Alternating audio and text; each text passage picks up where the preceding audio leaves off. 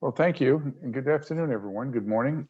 Welcome to ASME's Virtual Town Hall, a series of events that we've designed to help the ASME community stay connected on science and engineering public policy issues of the day as we adopt to a new way.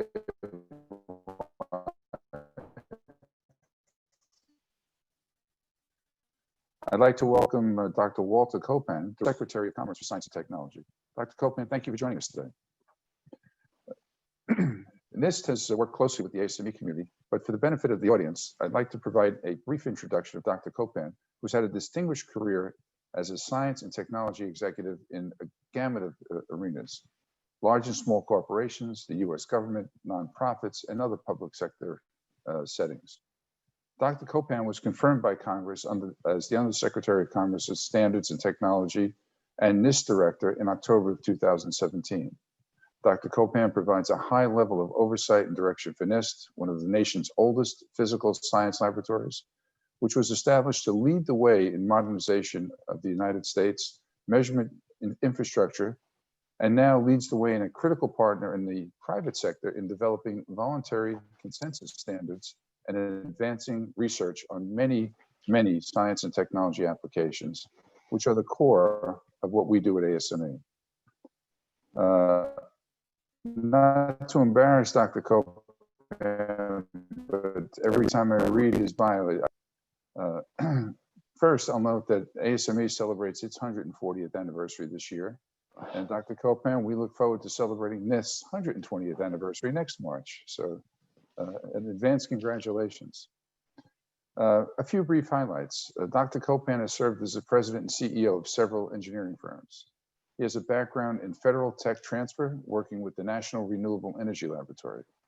He was a founding board member of the Rocky Mountain Innovation Partners, where he led technology transfer programs, innovation services on behalf of the U.S. Air Force Academy, federal labs, and academic institutions. He's also served as a national advisor he's also served as a National Advisory Council to the Federal Laboratory Consortium, providing industry input to advance the U.S. economic impacts of the federal laboratory system. And lastly, but most importantly, I will note that he holds a dual degree in chemistry and music, something from my past, as well as a PhD in the physical chemistry from Case Western Reserve University. Dr. Copan, again, what an amazing background. And thank you for your service at NIST, and thank you for your being with us here today with the ASME community. Before we start, I have a couple of housekeeping issues that the team has asked me to let our audience know. If during the Q&A session, attendees, if you'd like to use the raise your hand function on the bottom of the screen, the ASME staff will give you the floor by unmuting them. I would also encourage anyone who's participating to submit questions through the chat feature. And we'll work to address as many as we have. So with that, I'd love to hear a bit more about how science and engineers at NIST are working through the pandemic to advance the US leadership in some very fast moving industries like quantum science, AI, 5G, and advanced manufacturing, my favorites. Dr. Copan, welcome, and thank you for joining us. Tom, thank you so much, and thanks to all the participants from the ASME community, from the engineering societies. And I'm delighted to have this town hall format where we can have a more informal conversation. As Tom had introduced, the National Institute of Standards and Technology is a long-standing partner to ASME. NIST is known as America's innovation agency, whose mission is to promote US innovation and, importantly, industrial competitiveness by advancing measurement science, standards, and technology in ways that enhance our economic security and improve our quality of life. It's a mission that goes back to 1901, and as Tom has said, we're excited to be celebrating the 120th anniversary of NIST, initially known as the National Bureau of Standards, in March of next year. We're particularly grateful for the work of the ASME, for your strong voice and collaboration with us, and partnerships with the other engineering societies to seek the greatest collective impacts. The congressional briefings that ASME provides related to advanced manufacturing, to other topics, very important in continually informing congressional staff and leadership about the importance and the impact of scientific R&D, standards, the translation into advanced manufacturing, and indeed the deployment of other advanced technologies. Many NIST staff are members of the ASME and have served in leadership roles, volunteering, participating in the code committees and technical committees, publishing technical papers in ASME journals, and participating in the technical conferences. And we're very grateful also for the ASME staff who've served as federal fellows and the opportunity that's provided for NIST staff as well, in addition to those from the federal fellows community at ASME who's worked with us at NIST. It's been a tremendous symbiosis.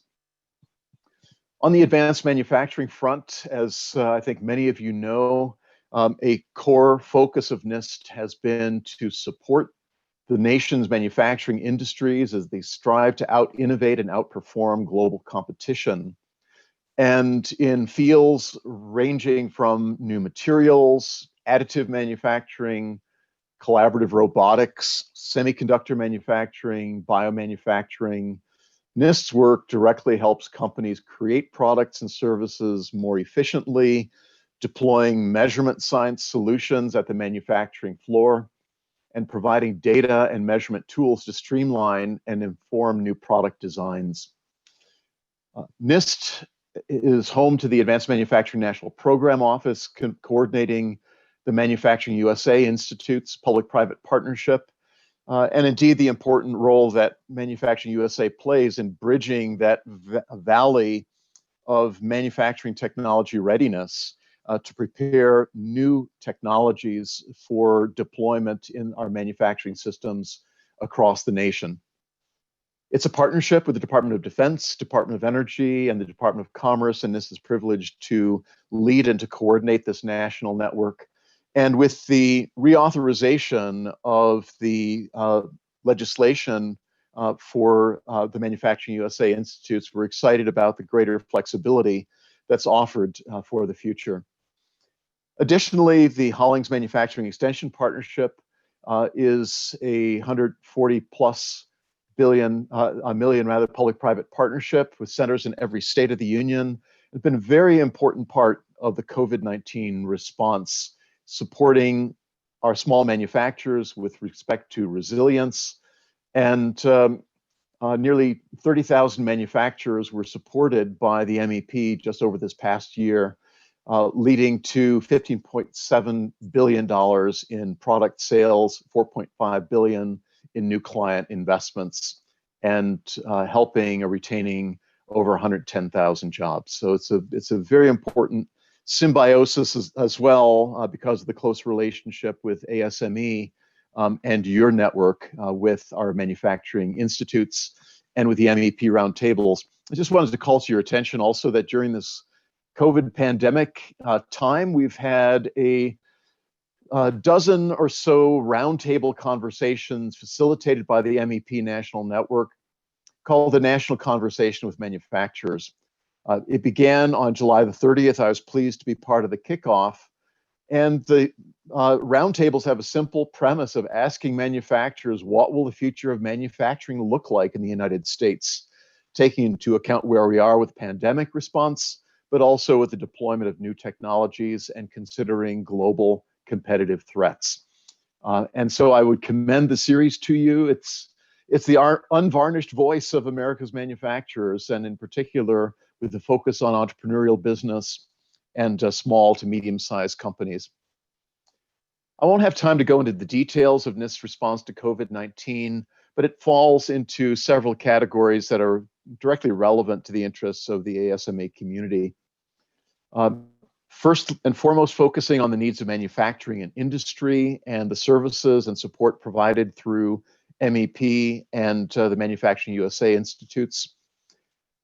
As the nation's Measurement Science Institute, we focus substantially on the measurements that relate directly to COVID-19 and related issues. So biological measurements, and it's a partnership across the federal sector. Applying machine learning and artificial intelligence data and analytics tools, again, from NIST's unique vantage point of focus on measurement science and advancing technology for practical application through standards. Our focus on personal protective equipment and masks and technologies related to ventilator manufacturing, supply chain, wireless innovations, energy and environment, and also providing access to pandemic-related technology transfer resources. So as part of NIST's role for U.S. innovation and technology transfer, we've aggregated the technologies that are available for licensing and for utilization across the federal sector, working with the U.S. Patent and Trademark Office, the Federal Laboratory Consortium, and the Association of University Technology Managers, to name just a few, to bring all these resources together in one place for America's manufacturers and innovators to access. As part of the CARES Act funding, the NIST Manufacturing Extension Partnership provided $50 million in funding across the nation and to Puerto Rico. And so we're excited about the very rapid deployment of those funds to support America's manufacturing system during this time. The Manufacturing USA Network has awarded funds to existing institutes to support rapid high-impact projects to help with the nation's response to the pandemic. And this specifically awarded $8.9 million for high-impact biopharmaceutical projects to support the nation's response to the pandemic. Also, more recently, NIST awarded $3.4 million in grants to support pandemic response through 4 of the Manufacturing USA institutes. And it's been a close partnership with NIST scientists, engineers, economists. Researchers, for example, have made widely available test materials and methods to verify the ethanol or other alcohol contents in hand sanitizers that have been produced in some cases through unexpected parts of the supply chain, including from the brewing industry and, of course, from the spirits industry. NIST economists are surveying small and medium-sized enterprises to document their experience and response during the time, and with a view to providing not only actionable data, but in real time to flow services from the various parts of the federal government, including from the Manufacturing Extension Partnership. NIST has recently announced the availability of a standard reference material. It's the RNA materials of the SARS-CoV-2 virus that are utilized in nasal swabs and testing laboratories and organizations need test kits to be able to measure the performance of their testing. And so the standard reference material is now being made broadly available to the testing community as well as to test developers. We're also in the midst of a mathematics-based approach to reduce measurement errors in the common swab test that's utilized for COVID-19. And we've seen that a new statistical protocol has dramatically improved test performance results over these past several months. We're also researching how the diagnostic assay deployed by the CDC will be affected by mutations in the coronavirus itself. And so not only is it an indicator of test effectiveness, but also provides an indicator as to the longevity of the effectiveness of the antivirals as well as the vaccines that are in the current test phase. As we know from our experience with flu vaccines, the pace of mutation to new flu varieties is an important dimension in selecting the most appropriate vaccine suite to be used at any time. In the field of AI and machine learning, NIST has worked with the Office of Science and Technology Policy to apply our toolkit for the COVID-19 open research data set to more effectively analyze the data that's streaming in to that database and to provide access to the TREC process, a long-standing approach that has allowed natural language processing tools and other AI systems to be effectively evaluated and enhanced by open access to the results of performance of those systems.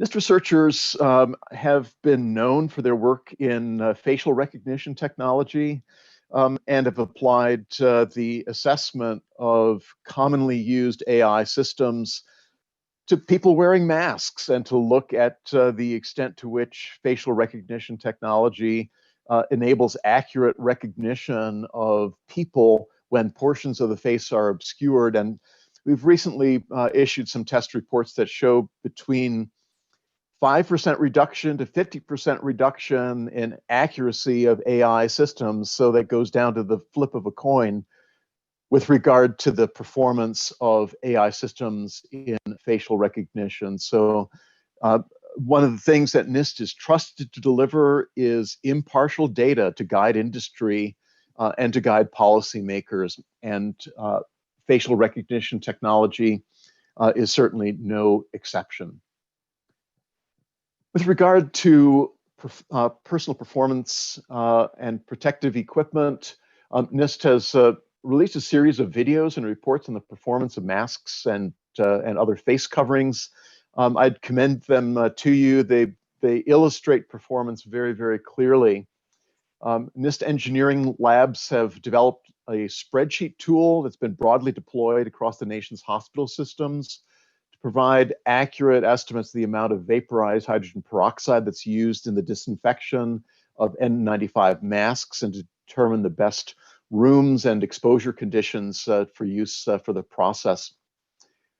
As part of our testing and standardization work, our NIST Boulder laboratories have provided an environmental chamber to Colorado State University that's providing independent testing of N95 masks and other personal protective equipment. We're also now in the early stages of system design to test the release of gases from N95 masks after the decontamination process in coordination with the CDC's National Institute for Occupational Safety and Health, and in particular the National Personal Protective Technology Laboratory. It's a great collaboration bringing this expertise in measurement science together with the work of the CDC. I could go on and on. It's a very impressive list of efforts, including new standardization protocols about the use of UVC disinfection protocols, and also utilization of relevant standards and assessment of standards, as well as providing them to manufacturers for personal protective equipment. I mentioned the spirits industry that's gotten into the supply chain. So many companies we know have retooled to produce materials that are unfamiliar to them. And so working with this community through providing the appropriate standards, close collaboration with the American National Standards Institute as well. And so this work has also supported manufacturers delivering ventilators and to provide the access to standards and manufacturing techniques that are needed within our supply chain. On the wireless technology side, it's been very exciting to see the range of approaches that are being utilized for contact tracing, but to have the appropriate overlay for privacy engineering and to enable device developers and app developers as well to provide communication networking, ultimately that's more resilient in a pandemic scenario, and also that provides the appropriate protections. We're also in the midst of exploring the feasibility of implementing a software update to wireless routers or base stations to enable them to function as non-contact respiratory monitors in home and medical environment. In energy and environment, NIST NIST researchers are retooling an existing web-based particle exposure monitoring tool to assess system performance within the built environment. And it also represents a partnership with a series of standards organizations, research partners in academia, and other federal agencies assessing the impact of pandemic response also on greenhouse gas emissions from various urban areas. And so it's an exciting time, all hands on deck. Interagency collaboration, I would say, in the federal government is at an all-time high. Just a high degree of camaraderie, shared sense of urgency to address these issues together. Let me speak briefly about NIST's key priorities. And I mentioned before our working relationship with the Office of Science and Technology Policy, the Office of Management and Budget in the preparation of the annual R&D priorities, the science and technology priorities for the nation.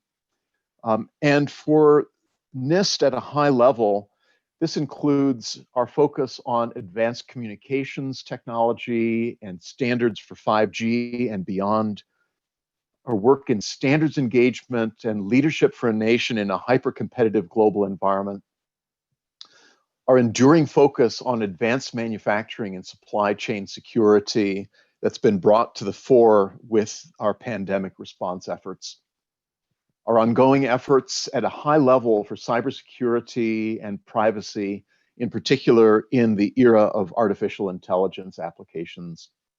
And lastly, and I'll begin with some comments on this, is strengthening America's competitive position in the world. In recent years, the United States' share of worldwide R&D has declined. In the year 2000, the US, from public and private sources, invested roughly 37% of the global R&D investment. And that percentage in 2017 was 25%. Meanwhile, China and other nations have dramatically stepped up their investments and outputs, seen as papers, patents, standards participation, and in particular in high-value technology areas, including artificial intelligence and quantum science and advanced communications. And so in the face of increased global competition, NIST is working closely in elevating its efforts in standards to keep the United States at the forefront for critically emerging technology areas, including those that I've mentioned, as well as advanced manufacturing, biotechnology, and the bioeconomy writ large, and certainly looking to the future as well of resilience and the microelectronics industry. Our laboratory programs support the national security innovation base. For example, NIST's Atomic Clock program is critical to the nation's positioning, navigation, and timing infrastructure. NIST has recently carried out a major demonstration in the Washington, D.C. area of time dissemination, the Atomic Clock program over fiber. And we're excited about the very high performance of that system and looking forward to even broader dissemination of time over fiber and through other solutions nationwide. It's again part of U.S. leadership and resilience and risk mitigation. But another area that's very important for the U.S. is maintaining U.S. innovation leadership globally. You may be familiar with the Return on Investment initiative that's being led by NIST. It's part of the Lab to Market initiative, co-led with the Office of Science and Technology Policy and NIST. The NIST Green Paper that was issued in April of last year is an informing an important legislative agenda.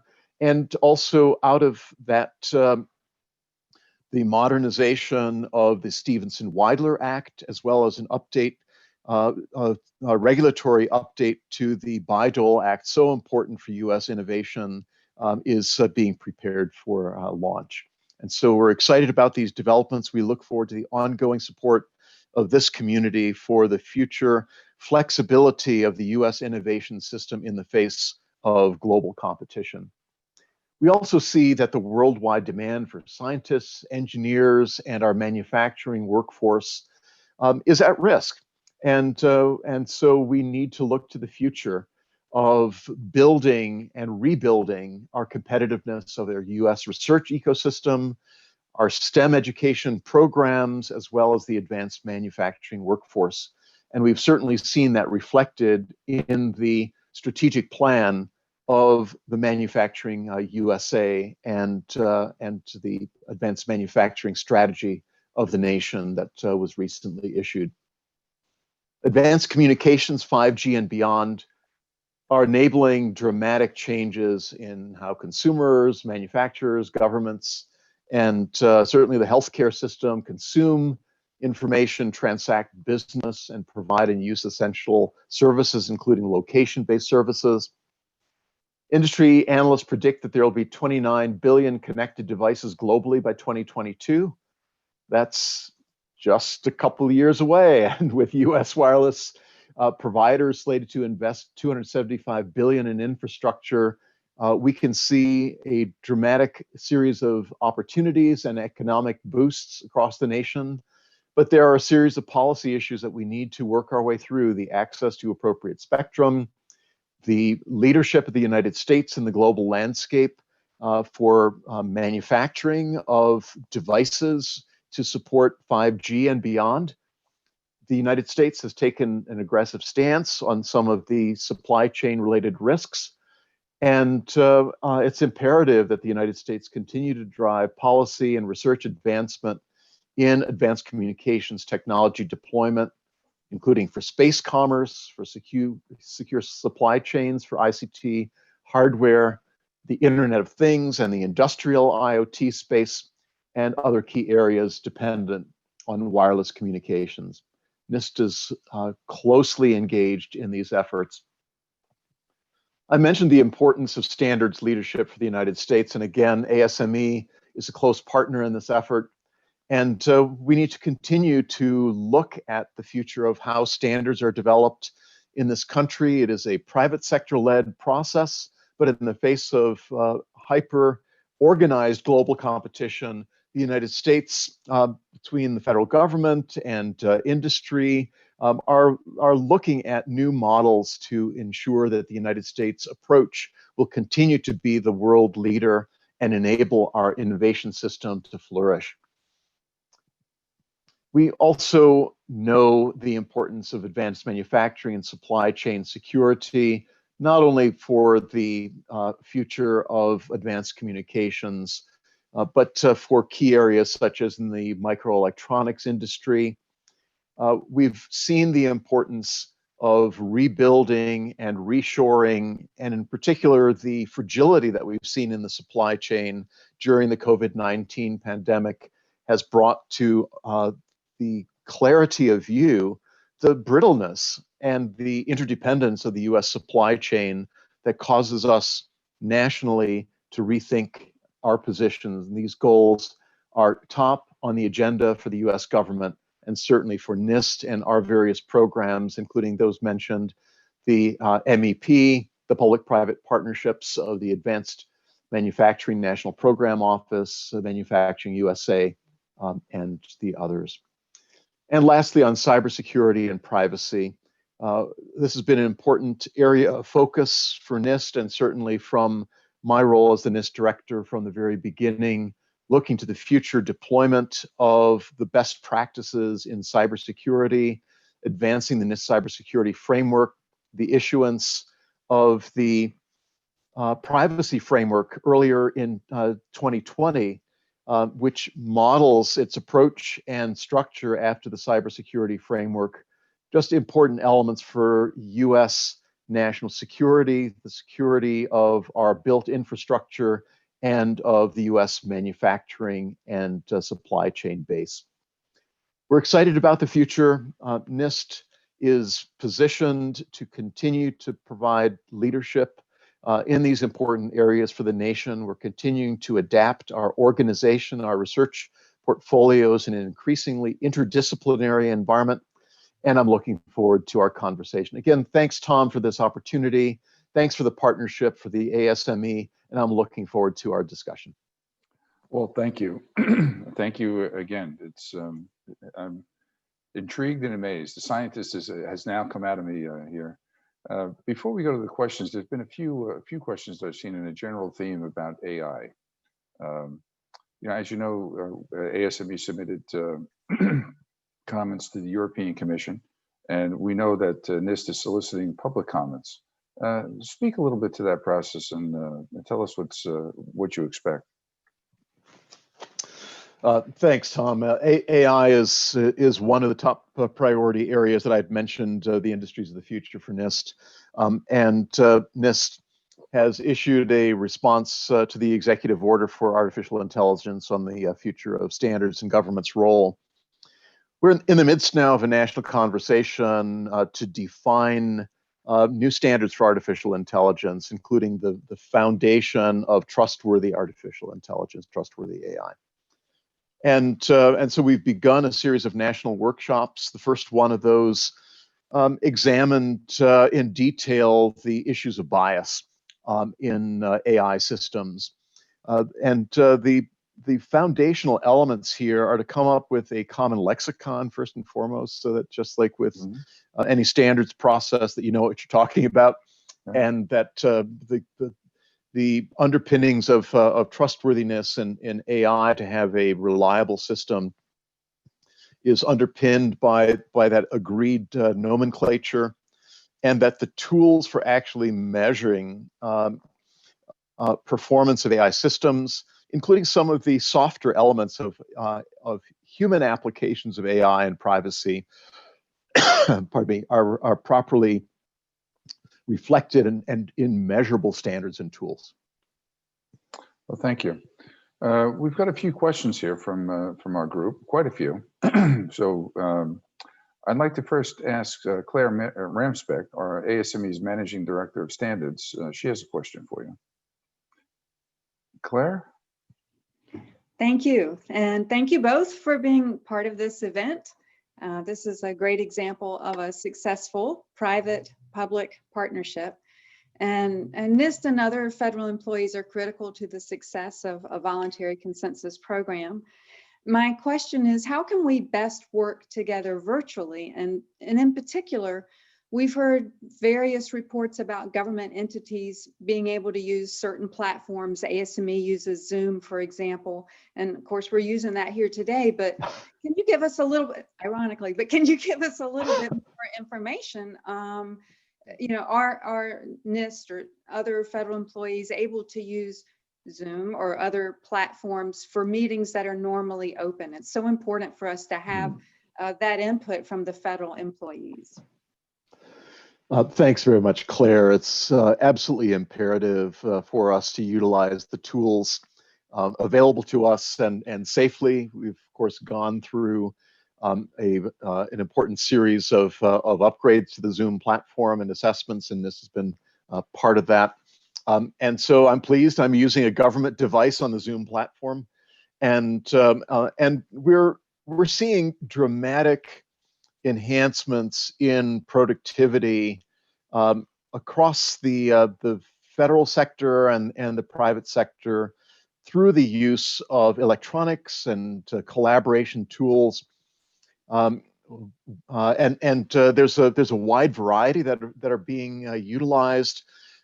We've found even tools such as the use of the Slack channel and the ability to work collaboratively on documents with common repositories, so important to the open and transparent standards process, may actually wind up being a tremendous facilitator. We miss, I think, some of those serendipitous conversations that take place in standards fora, but we have to do the very best that we can under these circumstances, and best practices continue to emerge with the use of remote collaboration tools, and with the utilization of systems that enable people to share ideas in real time, and ultimately to enable more effective decision processes to be facilitated. So I think we're over the hump with Zoom, having dealt with some of the initial technical challenges and concerns about end-to-end encryption security. And we're going to anticipate that new challenges will emerge as well as new opportunities. We have to work this together. It is truly a public-private partnership. In the conversations, the roundtables that have been held, facilitated between NIST and the standards community, NIST and ANSI as facilitators, some great ideas have come to the fore. The technology domains that really spurred those initial conversations were along the lines of, how can the United States do a better job of coordinating amongst all of the players, government players, and in a private sector-led process to ensure that we can continue to have US leadership in the standards fora globally that are most important for advanced communications. And I think also that our sister bureau, the National Telecommunications and Information Administration, is coming out with an implementation plan with inputs from across the federal sector, and having gathered feedback through a request for information process.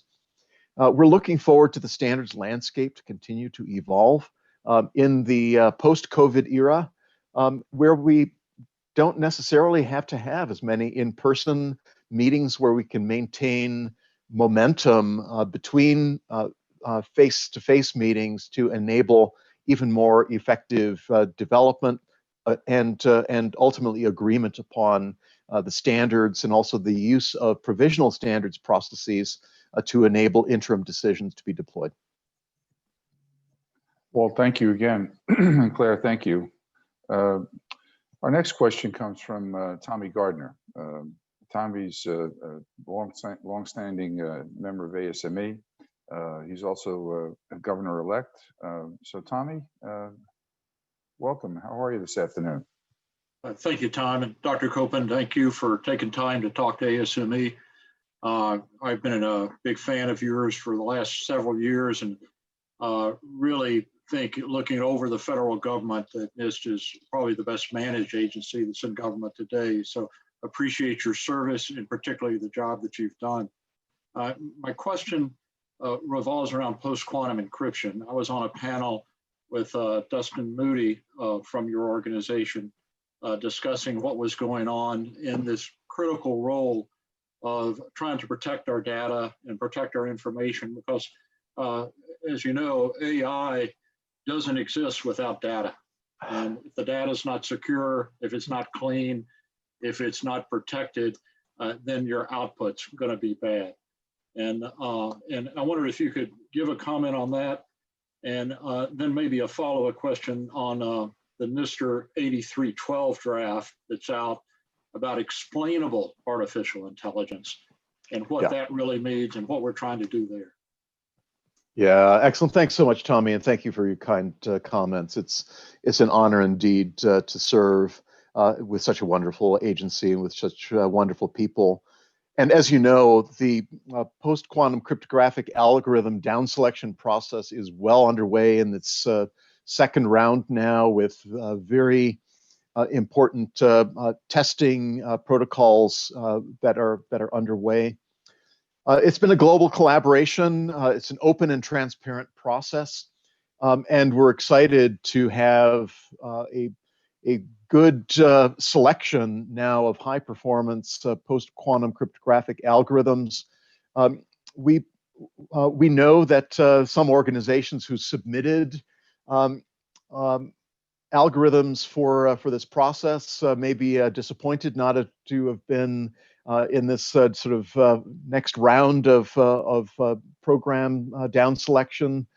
But this process is purely data-driven, and we know that we're also in a race with quantum computers as a singular focus globally of nations for looking for leadership and to take the opportunity economically and for reasons of security and intelligence and defense and so many other reasons.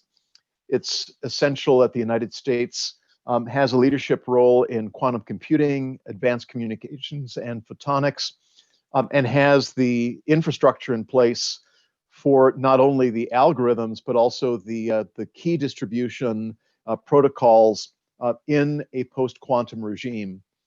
It's been great to work with the high-tech industry and understand that many leaders in that industry are willing to invest now in taking certain risks to evaluate pre-commercial systems for the post-quantum world, including the initial post-quantum cryptographic key distribution infrastructure that will be essential. We know how much is being protected now in personal information and financial transactions, in government and corporate information as well. And so the stakes are very high indeed. And thank you for your question. That is going to continue to be a very, very important element of U.S. Security and maintaining the integrity of our critical infrastructure. The NIST report on explainable AI and as a critical element of trustworthiness, it's a real effort by NIST to take the first steps with the community of practice to put out guidance documents to come up with a framework ultimately for artificial intelligence tools and standards based on a common lexicon. We think we're on a good pathway here. We've gotten great feedback on the NISTer for explainable AI and the sub-elements of explainability. There's a lot of work to be done, and again, we are feeling a lot of urgency to move this forward so that intelligent policy decisions can be taken, so that we can take a light approach with regard to regulation, so that the US innovation system can be supported effectively with applications of artificial intelligence for the future. And so we're excited. It's an open and transparent process. I mentioned some of the workshops that are underway now, and explainability as a key element of trustworthiness in artificial intelligence is a journey that we're on together with the community in the United States and also globally, because we see that actions taken in Europe and by the Commission and also in other nations who may not share the same values that we have in the United States can put certain innovations at risk. And so we look forward to the close public-private engagement in that journey, in the workshop process. And I'm pleased to participate as a member of the Select Committee on Artificial Intelligence in the US in the various bodies between the US and foreign nations and regions, including with the European Union, with regard to moving this forward in a way that makes sense economically for the US and also provides the protections that the people of the world require. Thanks. Thank you. Well, thank you. Tommy, thank you again. Walt, the next question comes from a longstanding ASME member regarding smart cities and critical urban infrastructures. That would be Wade Troxell. He's also the mayor of Fort Collins, Colorado. So Wade, thank you for joining us today. Well, thank you very much, Tom. And Walter, hi, good to see you again. And unfortunately, not been able to be back with you for Malcolm Baldrige Award this year to Germantown and others. We're so fortunate, Fort Collins, to be one of just few cities that have been recognized for excellence and through the Malcolm Baldrige Award. And my question relates to that is, you know, we have 5 utilities, and I as you were speaking of, you know, the many things that NIST does, I was relating each of those utilities to those sorts of things, including right now we have fires where our watershed is being threatened. So our water utility, there's concerns there. Wastewater. So COVID, we're actually doing testing of the effluent from Colorado State University and identifying early, before symptoms even show up in the people, COVID in literally our waste streams in our community. On the electric side, we're very much integrating our electric system with distributed energy resources and the smart grid. And I was on a call earlier this morning with the Gridwise Architectural Council and Paul and David Woolman as it relates to the architecture the reference architecture that NIST is responsible for. And then going to our stormwater, that goes to the COVID and then broadband. We're rolling out a municipal broadband utility, so gigabit symmetric services to every premise in our community. So you think of that and so forth. And I think about my career as I've been a part of NIST really the whole time, where I was the initial executive director of MEP in Colorado and Wyoming. And so there's so much there and so much needed. And ASME through standards and so forth, and I'm thinking about public policy and moving forward, and with, I think, funding that will be coming related to infrastructure. So how can we have these amazing resources? We have the Center for Risk-Based Community Resilience here, at Colorado State University, and you mentioned the N95 with John Volkins, the testing going on. So we have these amazing resources. How can we use public policy to actually begin to integrate that within our communities? And I think you touched on it with communities of practice. And so I just would like, there's so much richness there with ASME and with NIST, and how can we affect the outcomes, literally the outcomes, the futures that we want? Wade, thanks so much for your comments. Thanks for your leadership in the community, and for all that you have accomplished over your very impressive career, and also the touch points with NIST, including the MEP and the Center of Excellence that we had both mentioned with Colorado State. It's an important national priority to build resilient systems, smart cities, communities of excellence, and systems level thinking is required, in addition to effective data and insight. And I would just encourage the ASME community and related communities to continue to advocate for the important areas of investment for the future of the nation.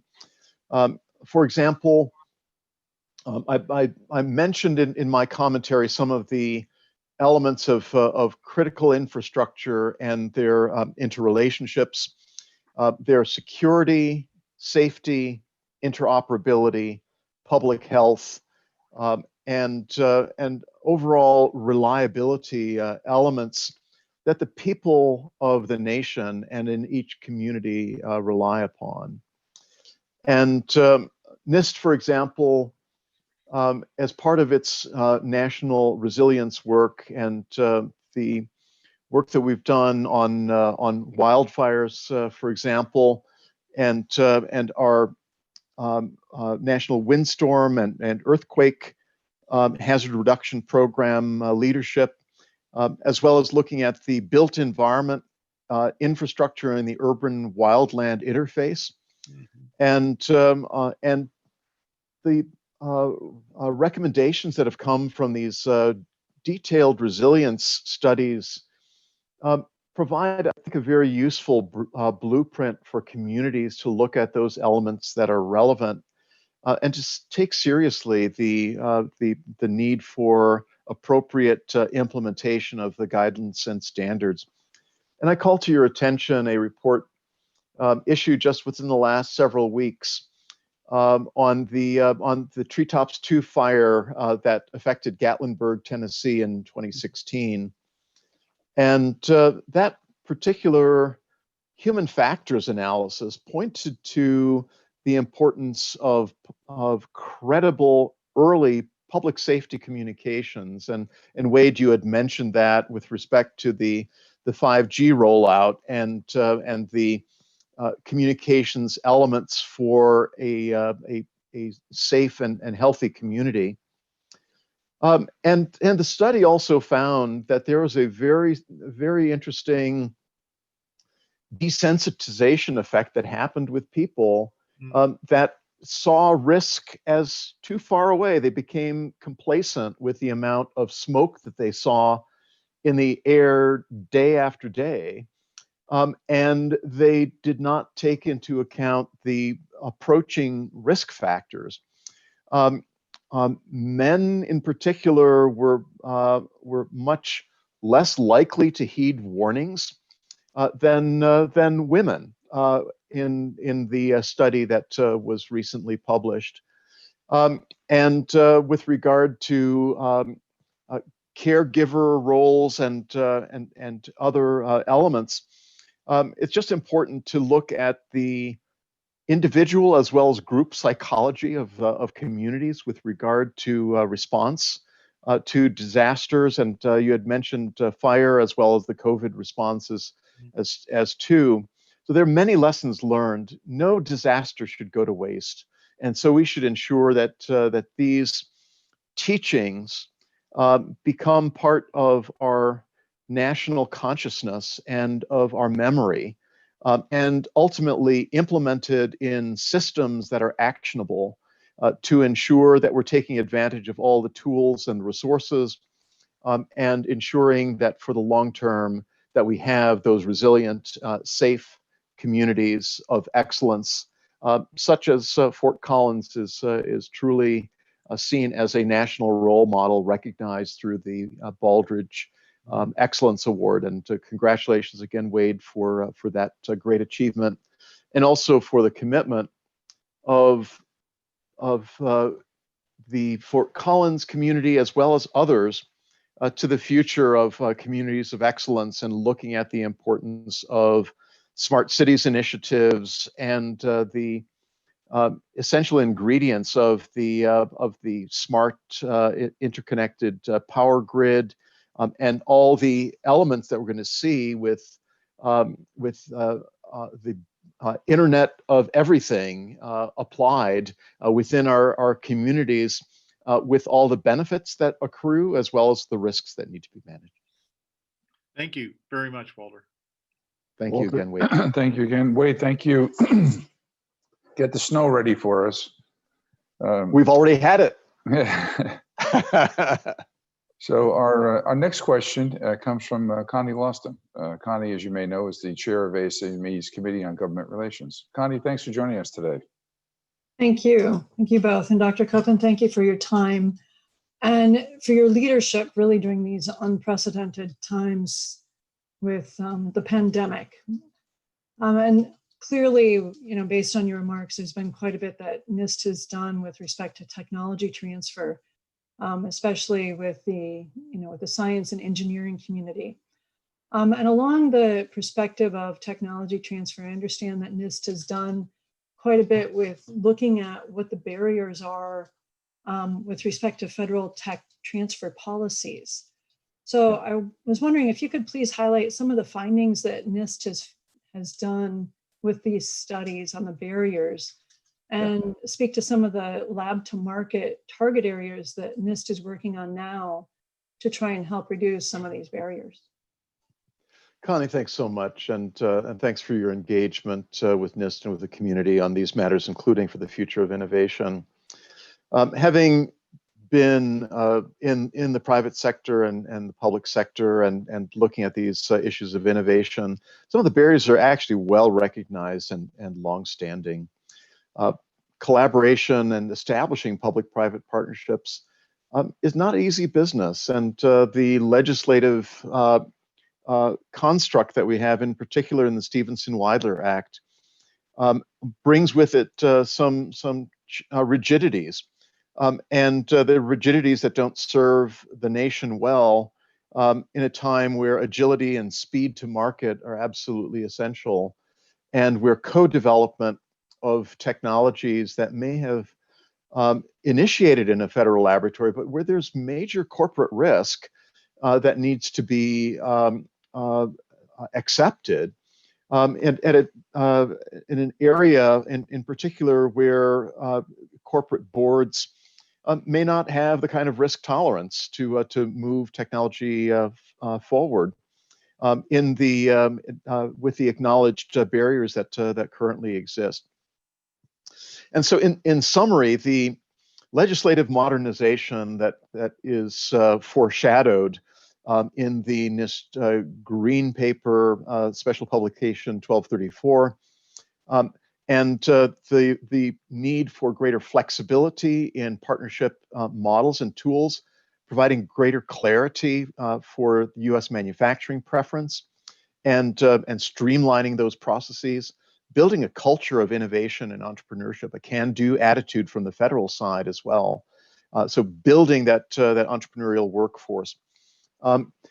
Creating greater clarity around the use of march-in rights under both the Bayh-Dole and Stevenson-Weidler Acts is an important step, and when that's appropriate and when not. So, instilling that clarity in regulation and in legislation is essential.